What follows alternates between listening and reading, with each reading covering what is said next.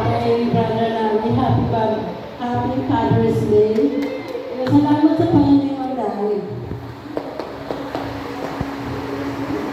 ikaw naging binigyan ng partner sa akin. Salamat tayo sa effort mo na kahit na meron ka ng kapansanan sa buwan, pero ang isip mo pa rin is nasa sa pamilya.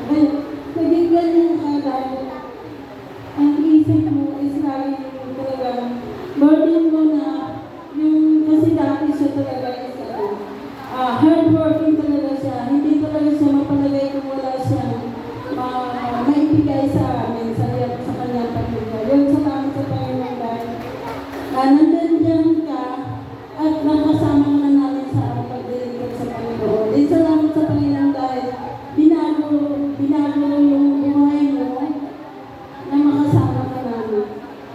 At salamat din sa Panginoon dahil nakilala mo siya. Nakilala mo ang Panginoon na sama-sama tayo hanggang sa pag nawalan ko tayo sa mundo. Yan salamat sa Panginoon dahil hindi ka nagsawa.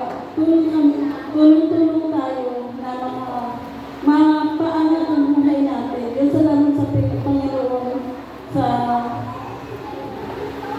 kahit na meron ka ng kapansanan, pero nandiyan ka pa rin na sumusuporta kahit na isang pasaway ka sa akin.